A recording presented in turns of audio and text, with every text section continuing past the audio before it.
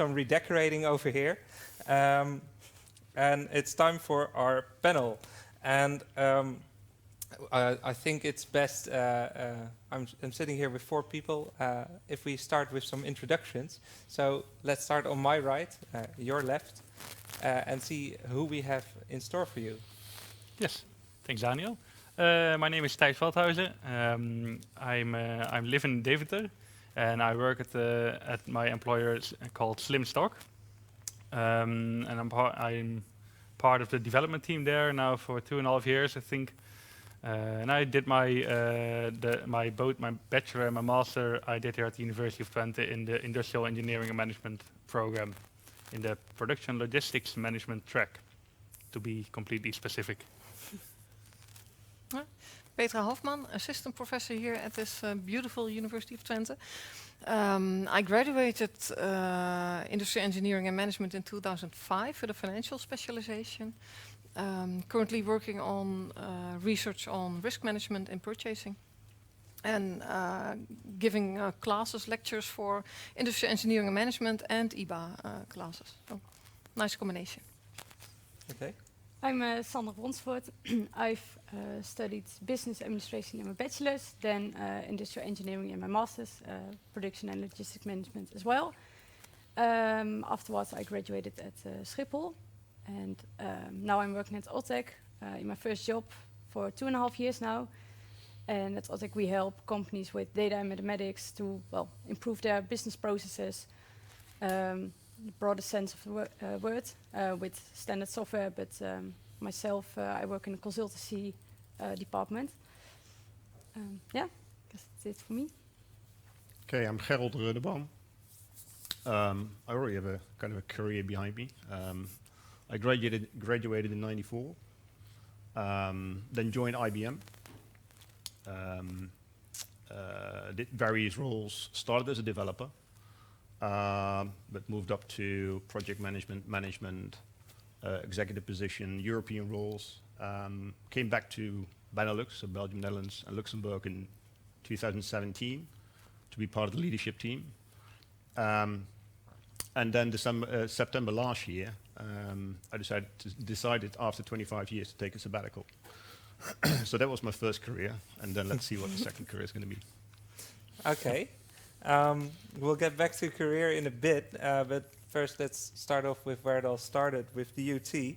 And we've brought up a statement for that, and like I said at the beginning, you guys can participate with Slido, and the first statement is, working life was exactly like I expected. And we already put a question mark behind it. So I'm curious, what do you guys think about that statement? What I think about it, I think I was quite prepared for what the working life would be, because I spoke a lot about it with friends who already, for example, in the fraternity, who were already working. Yeah, so you get a good sense, I think, of what it is.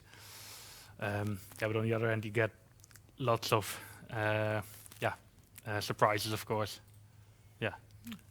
Well, I recognize that. I think I had quite a good view on what the job would be, but what was not as expected is maybe that you have an organization with certain functions and roles and processes, but then things go differently than they should be on paper. So there's this whole sub-processes going on that is totally new. So that I actually liked that, to find that out, but yeah. It's interesting what the poll says. No, they all say no. Yeah. I mean, there's if I'm very black and white, I think the final assignment when you're with a company, and then you start, going into a working drill, and you start thinking about how do I apply all the theoretical study materials, etc., to whatever sort of thesis you're doing. That's when you start getting prepared. And when you start working, like 80% of what you learn here, you never use one-on-one. But I think, in terms of mental framework and how do you think and the way you think and solving complex problems, etc., I think that's where you get prepared for. Mm-hmm. But in terms of, do you learn here how this at work, if someone comes to your office and being drunk, and how do you handle that? No, No, no, just to you give an don't. example. No. Anyone else experience with drunk co-workers? Not Well, with actually, but I won't tell about that. Okay. Yeah, but Sandra, you haven't spoken. Do you recognize this as well? Yeah, so to be honest, I was also said it to you guys before. So in my bachelor's, I did IBA, and then I did a master's IEM.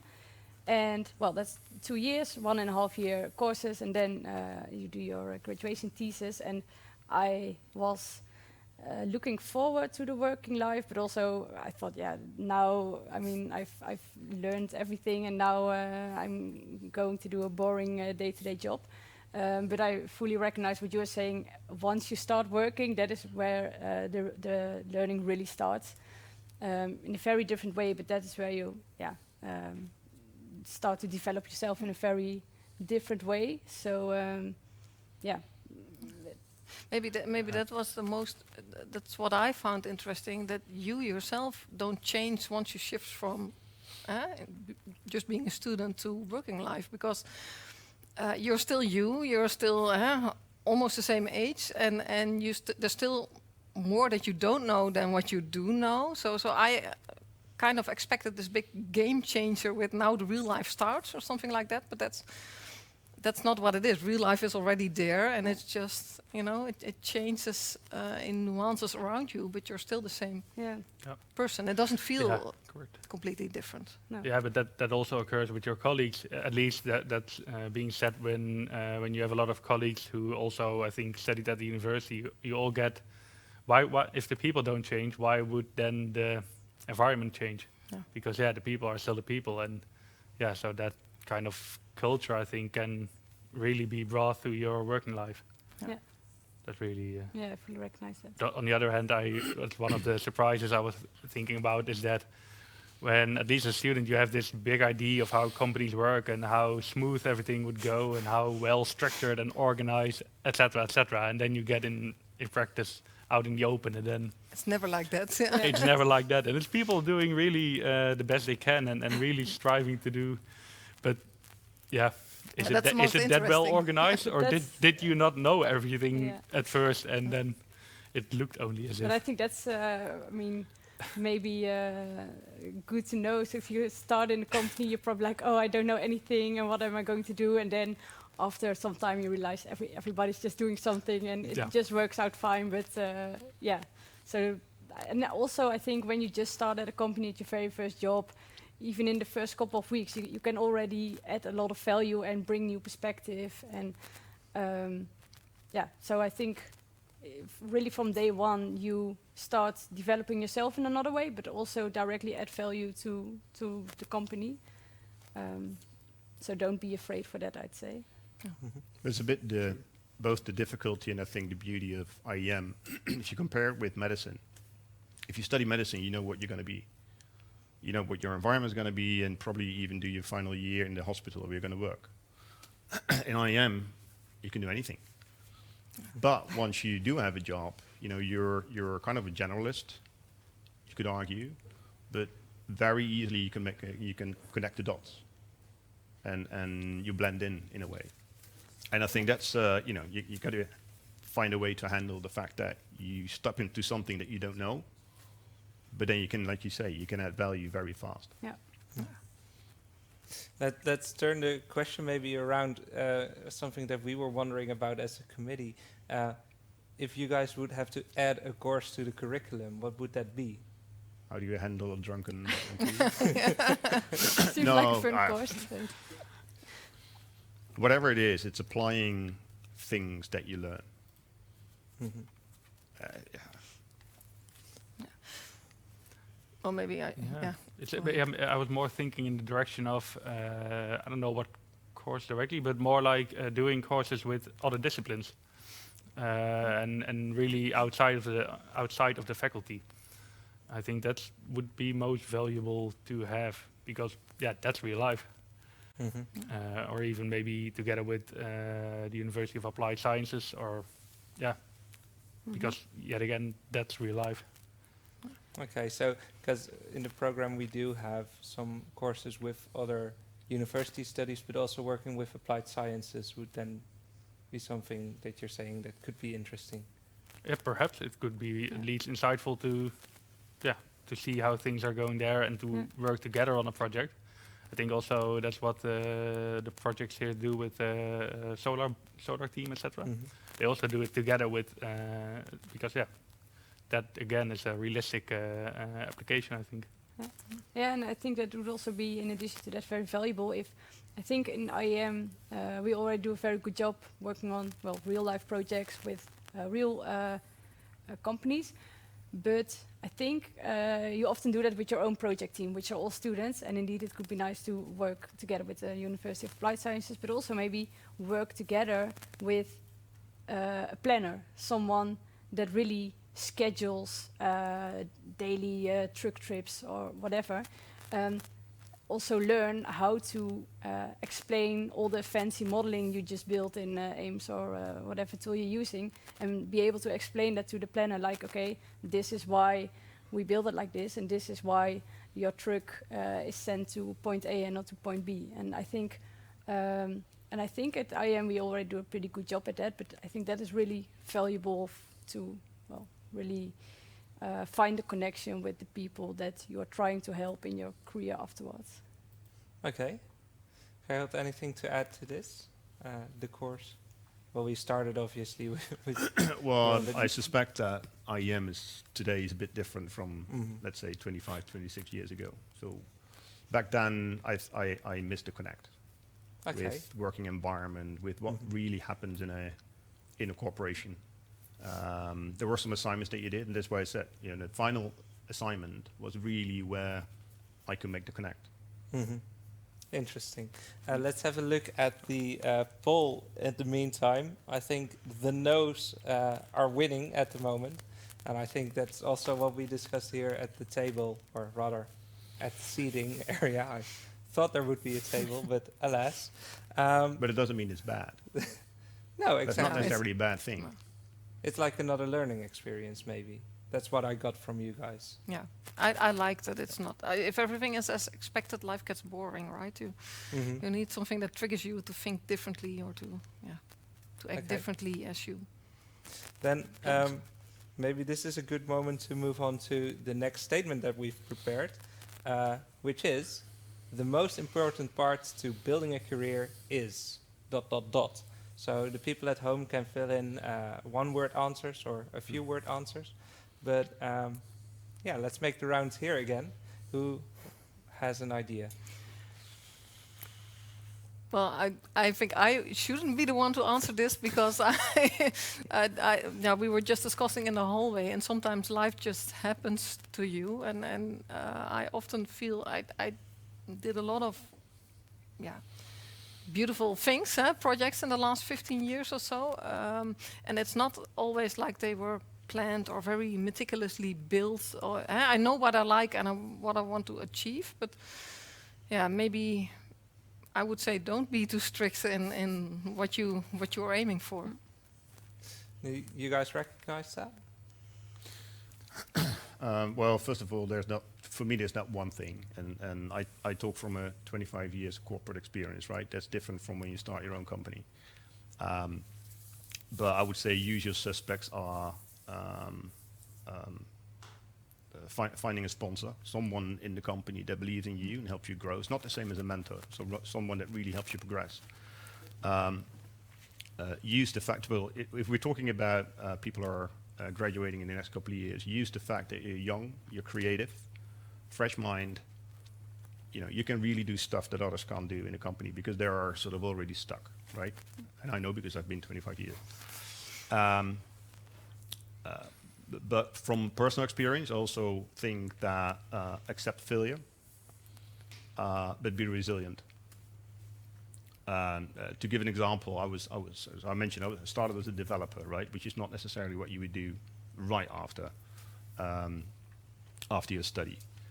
And we had a team we did object-oriented programming, stuff like that, and we had a team that was pretty cool. We were asked around the world to do all sorts of fancy courses and stuff. And I was part of that team, so I did those courses as well, which is all brilliant. And then they asked me if I would be able to do the basic course in the education facility in Utrecht. So that's actually the fundamentals. And it was a complete disaster because, I could do all the fancy stuff and, be smart, but the basics, how does it really work? What's underneath? I hadn't figured out. So in that was a multi-client environment, and I got the feedback afterwards, which was pretty devastating. But anyway, okay, you're young, so you can handle. And part of that team was from one company, and they wanted the advanced course. And guess who they wanted to sign up as the teacher? That was me. So I had to work with the guys that were giving me the 1 and 2 sort of ratings for the education. But anyway, it was very successful. It went very well. They asked me to do the project afterwards. So you can after Phil you can walk away. I think something else will come up, or you can just face it, and it's part of it, right? You can't be always successful. At least I couldn't. I've made many failures, but you just got to face them. I think maybe for the younger people here, do you experience that there's room for that in your companies? Yeah, definitely. And I think it's really important if you want to grow and challenge yourself and add value, then you should take some risk. And you are certain that at some point you will fail very hard, and you will think, oh, why did I do this, and why did I started this in the first way? But the other way would be to be always very safe in your comfort zone, and you will probably always succeed and do a good job, but not get everything out of it. And of course, that's for everyone. That's very different, but that's something that I strive for myself, and also like to see in other people. Can be very if you see someone fail, but you really see someone trying and trying to make a difference, then can always really appreciate that. Okay. Yeah, I think at my employer as well, there's a lot of room for failure and for re-improving and refining yourself. Indeed, and I think that's really necessary, at least for the start of your career. But on the other hand, then at least I'm in a point in my career, I think that I really also like to. That's what I also saw in the comments, like chasing the things you're really interested in. That's also something I think you also have to learn, because there are a lot of opportunities and projects and customers and whatsoever passing by, and people like to draw you to everything that's there. But at some point you also have to say no, and you have to decide for yourself and have to rethink, like, what do I find interesting and what do I want to do and why do I do the things that I do? And that's something you have to reevaluate, I think, and that's also at some point after you have seen something at least that you really have to keep doing, I think. Maybe to sum it up, a good important part of building a career is saying no at the right moments. Agree, yeah. Apart from knowing what interests you, I would say that. Yeah, but it definitely requires having seen already something, but also a critical mind. Always be conscious about what you want or what you think is best.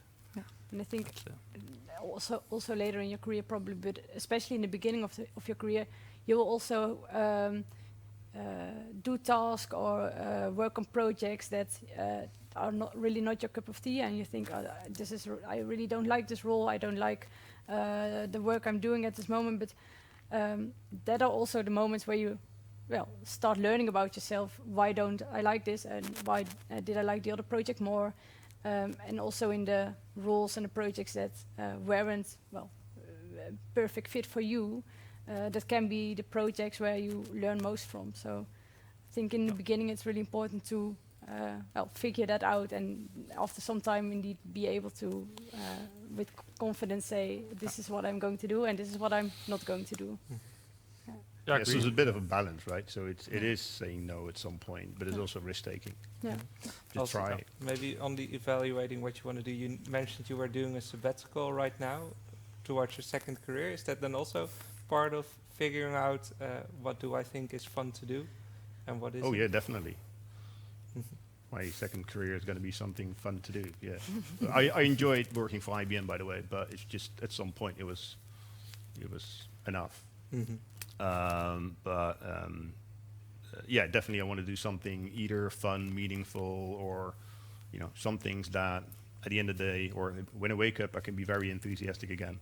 And end of the day, I think I've done something worthwhile. Maybe an interesting question to tie in also with the rest. Did you always think you would work for IBM for 25 years? And then to look at the rest of the people, do you think you will work for your current company for 25 years? So I started on a 4-year contract, which I thought was a nice time frame to figure out what I really wanted to do with my life. And that turned into a permanent contract in about a couple of months. It works.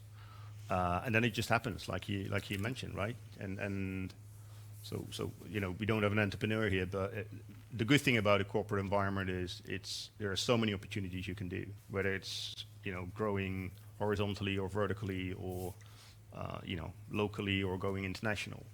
So before I knew it, it was like 21 years. And that's when I finally started thinking, okay, maybe there's something else out there. But that's just me in a corporate world. So I think. I think I can agree with that. I never thought I would end up in academia. I always said, well, this is the last thing what I do at the university. And I said that when I was doing my thesis. I said that when I was doing my PhD. So and I'm still here, and I'm still enjoying it very much. So it's. I will be around for a couple of years longer. I'm not sure whether that will be always at this university. I do think that academia will somehow always be part of my life, but yeah, don't know in what form or format or something like that. Yeah, and I think also what we discussed before, but at least as well at Slimstock, is that there's no really. I think that maybe that has changed compared to the past, but there are not really strict job positions or departments or labels or whatsoever. It's more like going with the flow and going to another role or setting up another team, and it's really being diverse, so to say, maybe than like a couple of decades before. So that also changes the idea behind working for a company for a long time. But yet again, you should stay critical always, I think. Yeah. But that goes for for your employer, but also for your function. There's no real difference for me, at least. Yeah, but that's also what you were saying, right? It's the same at the university. I've taken on multiple roles within the same academic position, and it feels like a completely different job because it's a different project or a different function still within the same organization. So, okay. Yeah, I fully recognize exactly the situation you're describing at Slimstock. I really recognize it at ORTEC as well. It's very dynamic, and already in 2.5 years I've done so many different things, different roles as well. I don't really have a plan, but I won't be surprised if I'm still there in 20 years, because when I talk to people what they've done in the 20 years they're working for the company, it's so diverse. But I don't really have a plan, and I think indeed life happens, and we will see where we are 5, 10, 20 years from now. But, and the ORTEC today is not probably the ORTEC in 20 years. No, exactly, yeah. No, so... Maybe it's, or did you want to add something? Then please do so. Nope. Maybe a fun moment to look at what came in, and I noticed there's some things already disappearing off the screen, but backstage they're sending them back to me, and something really ties in with what we've been discussing. One of the first ones I'm reading is doing what you like and having fun. Yeah, that's definitely true. And also passion. Yeah. Then someone also mentioned knowing yourself with your strengths and weaknesses. What do you guys think about that? Do you think that you learn about that really fast, or does that take time? Well, you learn on the go, to an extent. I mean, I think it also relates a bit to what you were saying, like saying no and making clear choices about what you want to do and what you do not want to do. Probably relates indeed to your strengths and weaknesses. But But it's also trying, otherwise you don't Yeah. know Yes. whether you like it or Yeah. whether you're good Yeah. at it or you're completely crap at it. Yeah. I think it's good to know what you're good at and what not. But indeed, you need to try a lot of different things before you actually know what you're good at. And of course, you have an idea already from your study and working life when you were maybe 16 years old or so. But then still you have a choice. Yeah. Do you want to pursue that what you're very good at and exploit that further, or do you want to actually try Yeah. to challenge yourself a little bit with your weaknesses? That's still a choice you have, and Might not even be the same thing, that what you are really good at is also what you really like and No. get energy no, from. exactly, yeah. Um, Okay, maybe pick one, another one out of the bunch. I see here networking. Do you guys actively network? Is that a thing for you? How does that look? Or do you think it's more like a word that is out there? I see some people already nodding. I at least for kind of in the perspective of sales or business development, I don't do it literally, but I don't usually tend to do this networking thing. But I think you can also regard to the politics within corporate life. That's also a bit of networking, of course, and that's also something I don't really like. But yeah, obviously you need to do it. It's happening, so you can choose to not interact, but yeah, that affects you as well. So yeah, it could help, but I don't really have a clue on how you could prepare for that thing beforehand. So that's maybe also in the category of things that happen to you. Yeah, I think it can be a choice if you choose to do different things out of your comfort zone, out of the team maybe you're usually working with, and also try to talk with different people within the company. That is something that you can actively do, I think, yeah, and which can really help you in your career. Yeah, I think it would definitely help. But I also think that the word networking, it's quite broad. Everybody has a network, and still you have a choice in how active you are within your network, and how conscious you are crafting your network or not. It can happen to you indeed, or you can very consciously build the network that you envisage. I'm not sure whether one or the other would help you better with your career. But having a network is a good thing, I guess. It's also pragmatic a bit. Maybe it's always good to at the office have a friend at the IT department and at the front office. That always helps for everything. that's a Life hack. yeah. Keep them a friend. That's also networking, maybe. Yeah, it's a good point. Maybe people think about networking a lot about outside their own organization, but doing it inside your organization seems to be something that also helps. Especially if the organization is very big. Then it's almost the same as going external. It helped me a lot. So how would you approach that? Because sometimes people get the experience that networking is something that's really pushy, maybe. Well, yeah, but it's like Petra was saying, you can be sort of deliberate, with the aim just to get a big network and then see what sort of Falls what out. you can fish. Or it is gradually building out your network, and then that creates new opportunities. Because then people also see the things that you're good at, or that you like and passionate about. So that was more my approach. I'm not the guy that just, I go to Petra because I want something that she's got. You're not the guy that drops business cards everywhere and then leaves. I don't have business cards. But I think it Especially now. really depends on what you're trying to achieve, and also on your role. And I think indeed, what we just said, you can network internally within the company or externally with other companies. Maybe you're looking for new customers or other companies to partner with. Yeah, that really depends, I think, on how you would encounter such a situation. All right. Maybe before we move on to the next topic, I do want to, I forgot to mention this before, but at the end of the panel we'll be doing open questions as well. So you can use the YouTube chat again. You can already put them in. We'll follow them. You don't have to do it when we reach that point. So if you have anything that you want to ask these four alumni, put it in the chat right now and we'll get back to it to the end. And for now, I thought it would be interesting to move on to a topic that's closely related to a career, and that's work-life balance. It's something that Peter is also... That's non-existent. No, I'm joking. Well, I think in academia life can be tough. So you need a good support network around you. Otherwise, don't go work at the university. But also there, you have a choice in how much you want to do. And yeah, I'm not sure how this is for other jobs, but there's no such thing as a 40-hour work week or so. That simply... not present. But if you like what you do, then and you have a little bit of flexibility in when you do what, there's a great balance. And I really enjoy what I'm doing. I enjoy my job and have time for the kids and a husband at home and sometimes some gardening or holidays. But you have to be a bit clever in how you schedule things, maybe. Okay.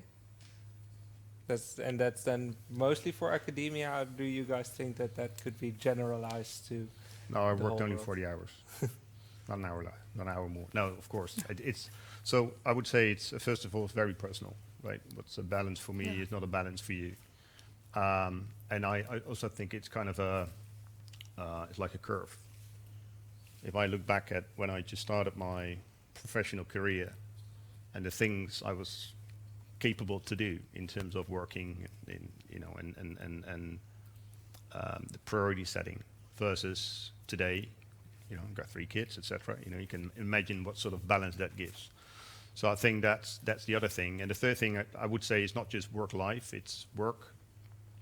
It's I would almost say professional life, so your obligations in your non-work environment, and then there is all the other stuff that gives you energy.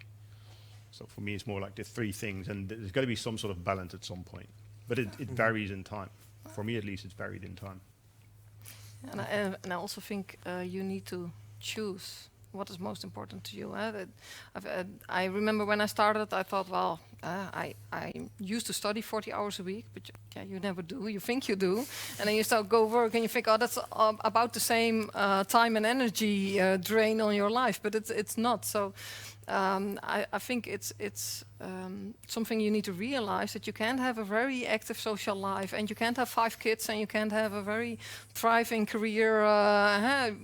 I don't know, doing whatever for 80 hours a week. I don't know. So you need to choose also what is important there and what kind of balance you like and want, maybe. Oh, you were just about to say something. Go ahead. Sorry. Yeah. I was thinking about what it means to me, but I think I'm a little bit more at the side of trying to go for the 40 hours a week, and that's more because I feel like it's a 1 FTE, and so it makes sense to spend only 40 hours in it. So in the long run, I try to have that many hours in a week, and it depends. Certainly now with working at home, which day, which amount of hours. But you live to, you work to live, and not the other way around. But that's back to balance, right? And that's where it makes it very personal. What correct. you feel like is do I work to live or live to work? For me, I because I also that's something I often hear from people who have who have more experience in their career, stating that they forgot about that in the balance before. So that's what I really like to take personally. But on the other hand, if the work is proper and the colleagues are fun and nice, then does it feel like work? I don't know. No, that's also what makes the balance different, because is there a strict difference between work and life if it's fun, if it goes smooth, and if it's correct. So I sometimes also think like that, especially now with working from home. So when we were still in the office, I had a pretty strict 40-hour working week. Also just because I had a very active social life with sports and whatever. So at some point, 5:30, I just needed to go to the train and get home, get some food, and be somewhere. And with the working from home, yeah, I think most people experience that it's way easier to finish some work later in the evening. So yeah, that balance is different now. But yeah, I agree. So it can often feel like is that different? And I mean, I find my work very much fun, and I have nice colleagues, so I can work a bit longer. And you may even get a lot of energy from it because you just finished the last piece or send out the last thing to the customer. But I can imagine that that's not a sustainable situation that will last for years. So that's why I'm really trying to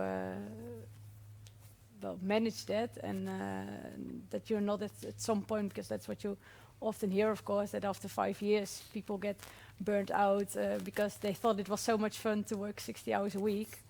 At that point it was fun, but then, well, maybe after some time situation changes, or maybe you get a different project which isn't as fun anymore, but hey, you are the hard-working guy, so Thijs, go ahead. And I mean, that's something you need to be careful for, I think. I think it also differs at which point you are, because it's different if you just start and everything is new. It takes more. You need more energy to get in your working life.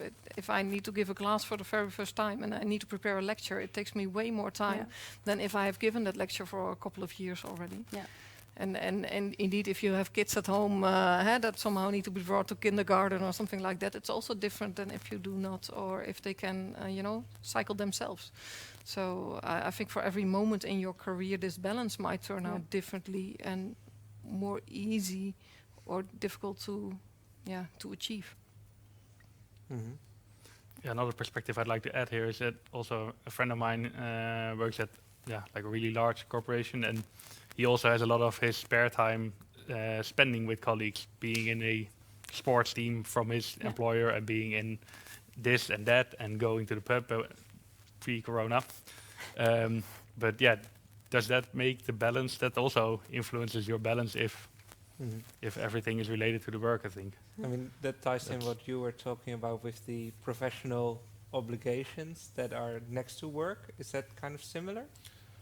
Well, I don't necessarily mean doing things with your colleagues. There's also, obligations at home, like with your kids, etc. I mean, that's part of, if you take work life, you would add it, you put it in life, but it can be, pretty demanding.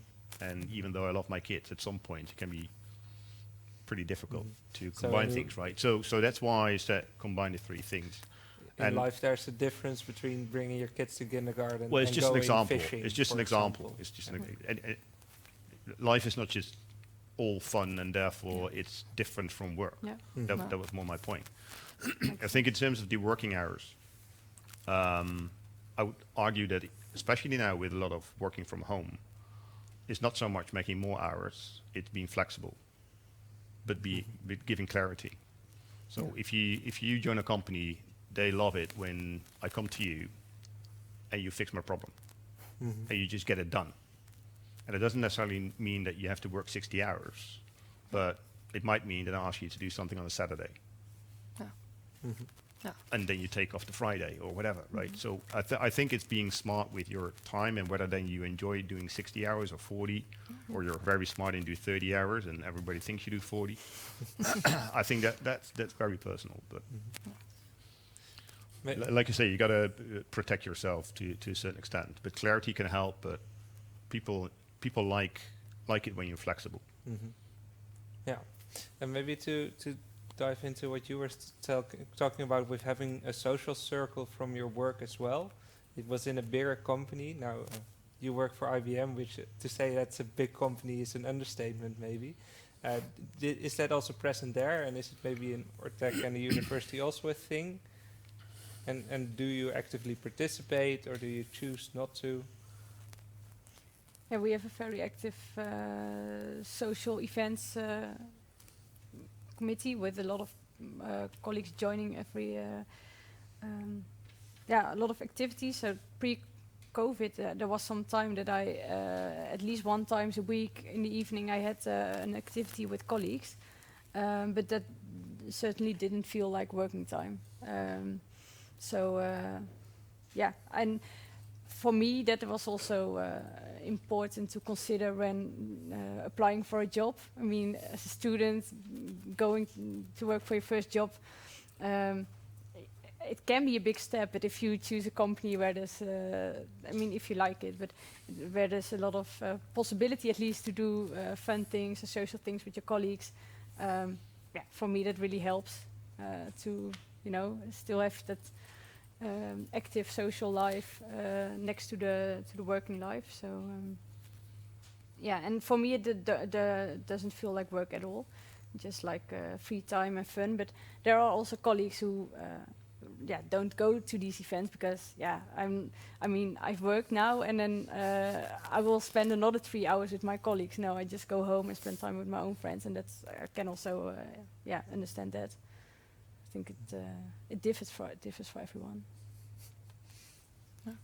See Gerhold smiling already when No, some of my closest personal friends are former colleagues, actually. Yeah. But that has nothing to do with what was done from let's say, from IBM. That's just because friendship started. And therefore, you know, I meet those people every now and then. And we hardly talk about IBM, by the way. We talk about other stuff. Yeah. So, you know, for me, that's completely in the life bucket. No. But in terms of, you know, going into the cycling club or soccer or whatever, I didn't do that. I used to be pretty active. At the moment, not that much anymore. Work-life balance shifted a little bit, and I liked it a lot. And indeed, I gained a few good friends, also who are colleagues. But I think they would have been friends also regardless. Regardless. Yeah, exactly. Yeah, but it's fun to do. I never perceived it as work or yeah, just going out with colleagues for pizza or and go dancing. Yeah, why not? Yeah, I fully agree. I also enjoy it, and I personally I can also disconnect the work from them, from my relationship to them. But it can be. I more wanted to say that it can be a risk that you only get within your bubble of colleagues, because yeah, everything gets blurred by this working life. It can be a risk. That's more something. There's more out there than the company. That's what you mean to say.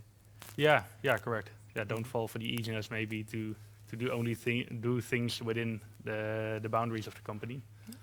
Yeah, that's maybe a risk.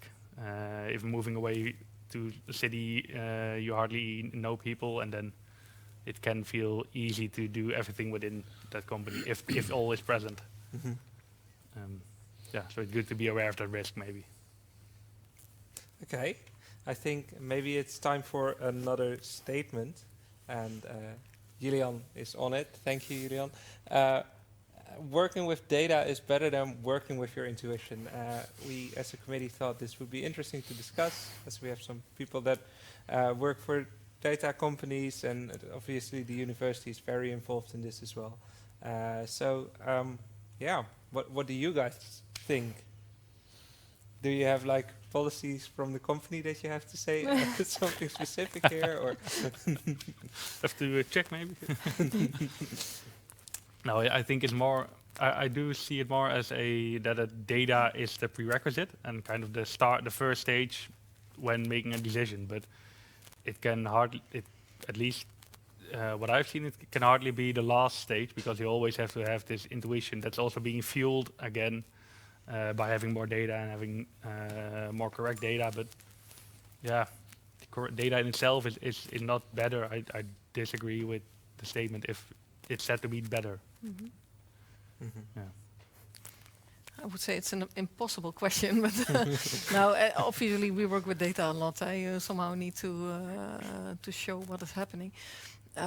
But data without any intuition also wouldn't work. I had some very nice research ideas simply out of gut feeling, and then you need to collect data to see whether the world indeed works the way that you think that it works. But yeah, intuition can be helpful at times, but data is indeed yeah, a prerequisite, I would say, imperative. maybe to this side of the Yeah. room? So I read this quote once. It says like you cannot understand the world, or you need data and numbers to understand the world, but you cannot understand the world with data and numbers alone. And I think that's exactly what it is. And you know, I fully agree with you. It's very good to have data as a starting point. And also, a lot of situations, data is way better to tell us the truth than people are, because we are biased. We cannot oversee everything. So I think it's always a very good starting point. But data alone, won't get you there. You always need someone to do something with the data, really make a decision. And there are also indeed things that data cannot cover. Data can also be flawed. It can be incomplete. So you need to have someone to interpret it and make use of it and get value from it. So I would say it's always the combination of the both. I think we call it like informed intuition. That's the key, the balance. We should have put that option on. We didn't. It's a shame. Gerhold, do you want to add anything? Are you reaching forward already? Well, I'm not sure if I'm going to bore people now, but I don't know who enjoys Formula One. But if you watched the race last weekend, you have Mercedes, Red Bull. We all know that, right? And they both had a different pit stop strategy. If you don't know what I mean, then just go get a drink, and I'll try and keep it short. So IBM was sponsor for Red Bull, so we had some engineers at some point, doing presentations, etc. So I know that Red Bull has 15 data analysts during a race in Milton Keynes, just crunching data. And I'm sure Mercedes has 15 or 30 or whatever. Now, I don't know exactly what happened, but I do know that both teams in the end came out with a different decision and with a different outcome. And I think for me, that's a good example. And maybe it's flawed, because if you know the exact data, then maybe one is a better algorithm than the other. I'm fine with all that. In the end, someone makes the call. Mm-hmm. And someone made a better call than the other one. So yeah, I agree. It basically just an example to say the same thing. Yeah. It's in the end, it's both. Mm-hmm. When we're talking complex things, if you're talking very simple, straight things, then Mm-hmm. What could be an example of a very straight thing to do with data? Well, if we're going to go to a pilotless car, then I hope the data is damn good. And the algorithm is very good in terms of, should I go straight, should I go right, should I stop, or should I not stop? And that's even complex stuff already. So I think there's a lot that data can do. Mm-hmm. There's a lot of testing required before we trust it. There's a lot of trust required in data.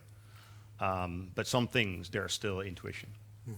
Because maybe Slimstock uses a lot of data for the advices, basically what the software gives to clients, right? So how do they see it? Do they think that the data-driven decisions are inferring on their intuition, or are they complementing it? How does that usually look like in that world? Yeah, that's something really on a daily basis get along with our customers, because in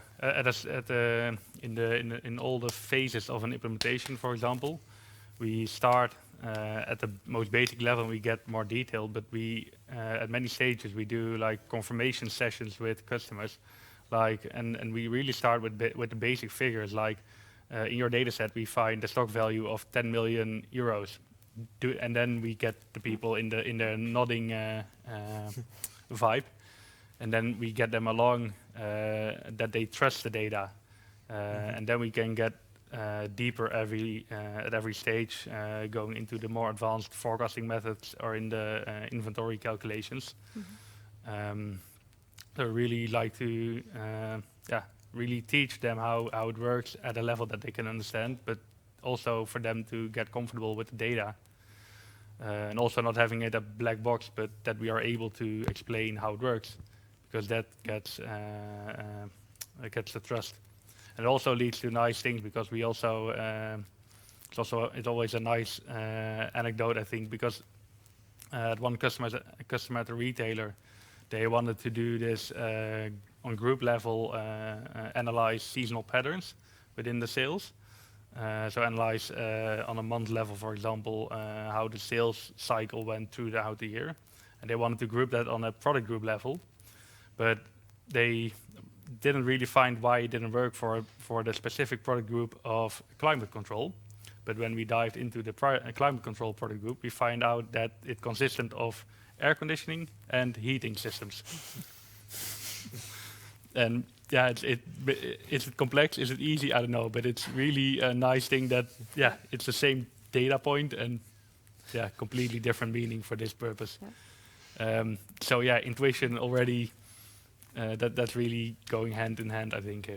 Okay, interesting. Then I have a last fixed question that I'm going to ask in a minute, but I also want to ask you guys at home, if you still have any questions for our participants, please make sure you put them in the chat, and then we can have a conversation after the last thing that we're going to look at that we wrote down.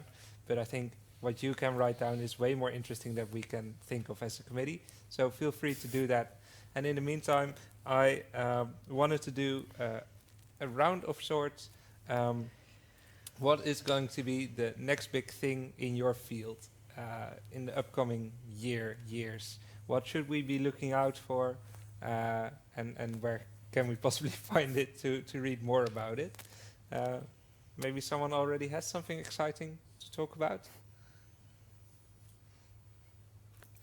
Yeah, I've discussed with my managers in the past days about this question, because I was trying to get, what do we really see for it? But he came up with, I thought he would already come up with something within the area of AI, but I always get a little bit allergic with the term of AI. What does it mean, and why is it so the holy grail of all? But he came up with humble AI, it's called, and it's more like having the whole framework of AI making the decisions where it's best, so where it's capable of making the decisions and making the correct calculations in terms of being reliable and having, practically very few variation around the predictions. There you apply AI, and on the other sense, you still control it and have the area, the regions controlled by the human factor where it's not reliable. So maybe yet again the combination of intuition and data, there it comes together. But yeah, that's a form of AI I do believe in, that can really help in a very more practical term, I think. Okay. I think, well, maybe to add on the data in AI, I think ethics around the use of data in AI is going to be something to crack, because there are a lot that can be done, but do we trust the outcome? I think you mentioned when we just had some food before, you mentioned the purchasing avatar. Yeah, two purchasing avatars. Yeah.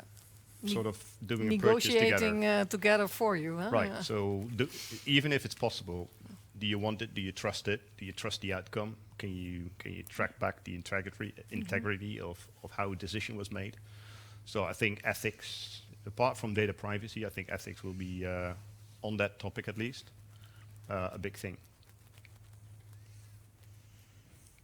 Yeah, and also the traceability, like being a black box or being explainable in a technical way, but indeed also in a more ethical way, and being that's also a thing that's being relevant now with all the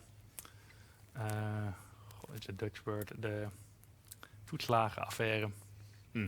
Yeah.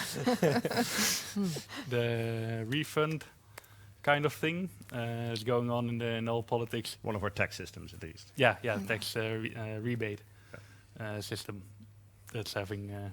That's also, I think, an example of ethics in algorithms and AI areas that are Not working as expected. Not working and not supervised enough as expected, indeed. Yeah. True. Okay. I think it's a very difficult question because there's a lot going on. I think technologically you saw some nice examples in presentations before. Since this discussion was about career and life after UT, if you choose for an academic life, I think the next big thing is the way that academics are evaluated and whether they're doing a good job or not. Because there used to be a lot of bean counting, how many articles did you publish and how often are they cited, and if your citation scores are through the roof, then all is perfect. And a development that I see that I very much like is that universities across the world are looking more to ways to more integral, how do you say it, a kind of evaluation of academics. So not only count the publications, but try to assess in other ways whether you're doing a good job or not. So.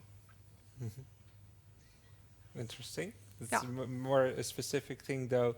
Also, maybe tying into one of the lectures that we had today, the evaluation of performance is something that should be a bit let loose, as Marlou was already talking about. So really Yeah. cool to see that that's also happening in academics. Yeah, luckily. I can imagine. I will talk more, I think, from a business point of view. So I work mostly in transport and logistics and supply chain management, and what you see there is a lot of companies reconsidering what they are doing and if they are doing it in the right way. Where the focus used to be a lot on efficiency and minimizing cost. Sustainability is a topic that comes across very often. I have to say, a lot of companies that have a clear idea but have at least some direction and idea about where they want to go and how they want to position themselves 5, 10, 20 years from now, but still are very much struggling in how to get there. And I think, so I said sustainability, but it's also about resilience. And of course, the COVID pandemic, has maybe, some fast forwarded that a bit. Maybe you also recognize it from the purchasing field, companies looking more in more local sourcing instead of getting everything from low-cost countries. So I think a lot is changing there. For transports in specific, multimodality, and also shifting from road transport to transport by ships. I think that is something, and rail, of course, that is something that we will see. Well, I'm not sure if it's the next big thing, but that is something, at least as production and logistics IEM student, you will encounter, I think, in your working life. Okay, really interesting things to look out for. And again, data and AI are crucial there, right? Yeah. It's all coming together again. It's all coming We've together. come full circle. Yeah, Let's maybe move on to the open questions, because we've got 10 minutes left, and I've seen some come in. Then Lika asks, what is needed from us to be the next best colleague at your company? well, I'm on the sabbatical, so just friendly and come for a coffee or a drink of beer. But that's always a good idea. Be friendly and help with coffee. You can do that in any company, and it's always a good thing. Then I also had a question from Jelle. Do you want a serious answer? Yeah. No. There's more to say about it, right? So I would still say, if I suspect we're talking about someone just graduated coming into the company, then you expect eagerness. I would expect flexibility, and also to be challenged, not in an arrogant way, but in a different mindset. I think that's the power that you have when you just graduate. You got a few years to use it in that way to your advantage. Yeah. I'm not saying you should lose your freshness and creativity later on, but that's a couple of years you have that. Maybe tying into that, a question from Jelle. It is said that you need to keep learning your whole life, and what strategies do you employ to keep learning on the job and stay relevant?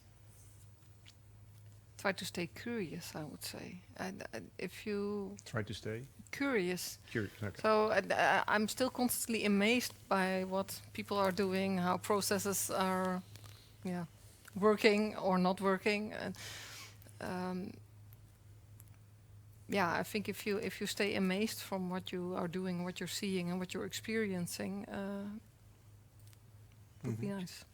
This is where the networking helps. It's not just to progress in your career, but it's also just to get different perspectives. Yeah.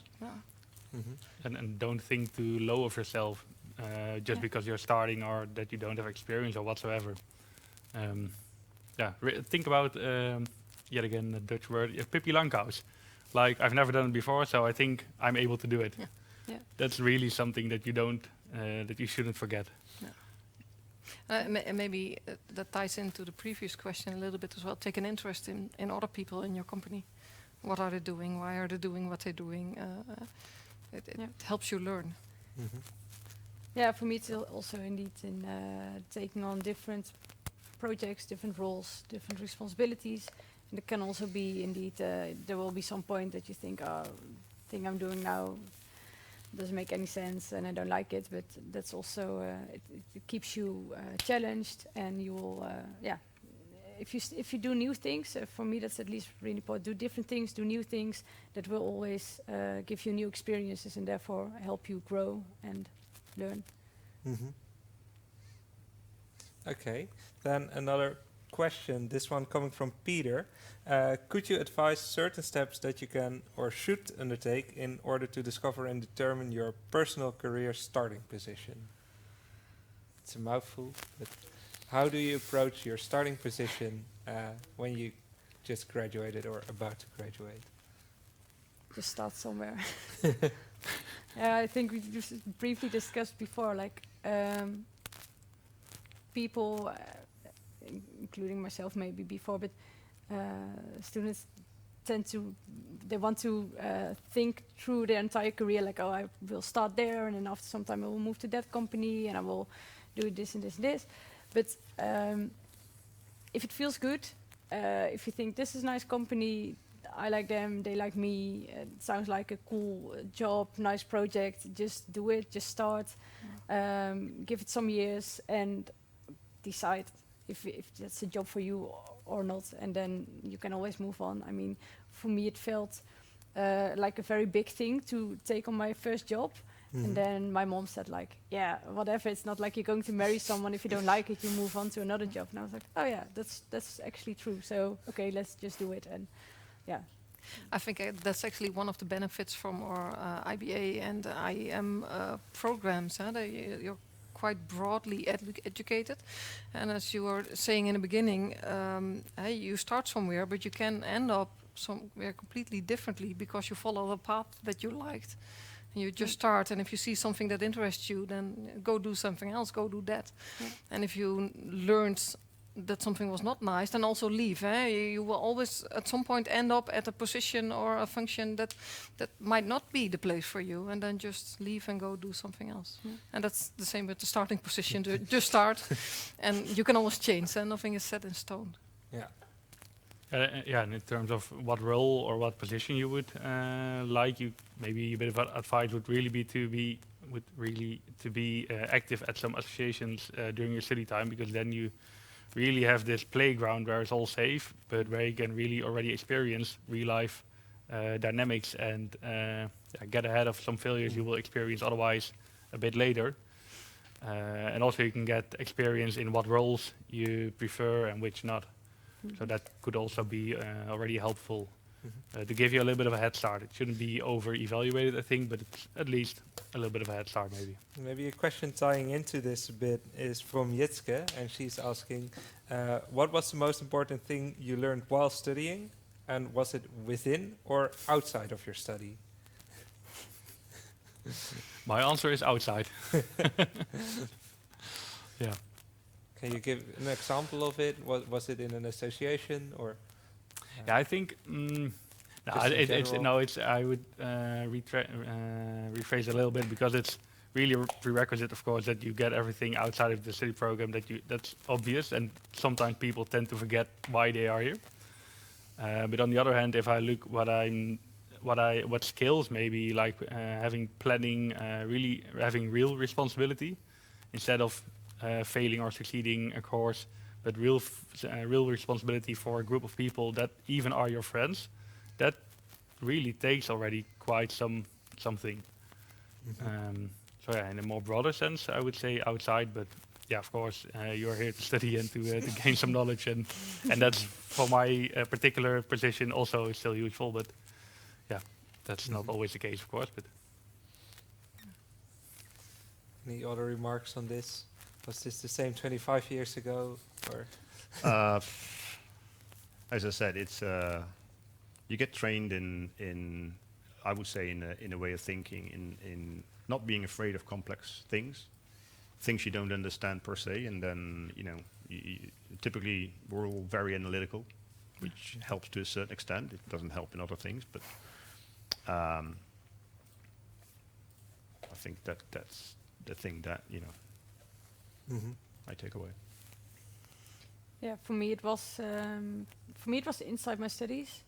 I think when I moved from IBA to IEM, I also still had to do a mathematics course, Wiskunde B, to be able to apply for the pre-masters. And then I thought the pre-masters were pretty hard, and I really thought I couldn't do it. Very good way to start your pre-masters, but honestly I didn't thought I could do it. And then it went pretty well. And that is something that I still take with me. If I encounter something like, oh, this is pretty hard, or I have no idea how to do it, yeah, just do it. And yeah, maybe you fail, but even if you fail, you will learn something out of it. And it sounds a bit like a cliche, but you can really do more than you think you can. So yeah. So perseverance. Huh? Yeah, and also when I look back at my grade list, I really saw this line going up and the number of retakes I had to take going down whilst studying longer here. And it doesn't mean that I got smarter or something, or that the subjects got easier, but it's more like I growth and I've grown and I've developed myself. You learned how to study more efficiently. Probably. Perhaps maybe I learned the trick, but I think it's really about developing, I think. Then we have time for one more question, because we are approaching 10 o'clock.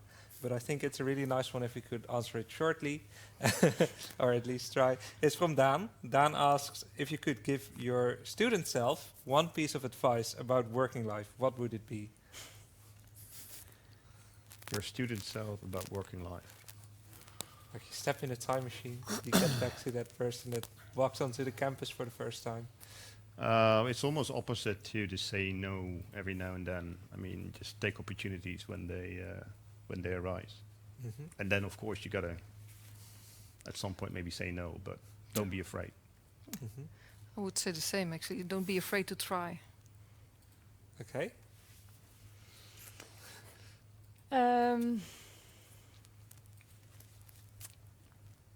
I'm not sure if it's a piece of advice, but I'm just very happy with the network with friends I built over during my student time. So I would say, do that, and that is also what makes working life way more fun. If you still have that group of friends that are, maybe a bit earlier, a bit later, but also growing up and in some way, and then enter the working life together, and it makes the transition way more fun, and you can share that with each other. So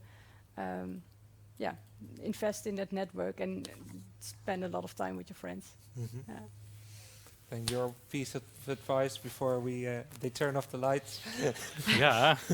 A nice closure. A bit of both, I think. Only regret things you didn't do. So keep that as small as possible. So do as much as possible, and don't take it all too serious your whole time here. Enjoy. Yeah. I think that's a really good conclusion to end on tonight. That's all we have time for today. Thank you all for watching. I want to thank the people here in the panel for being here, driving out.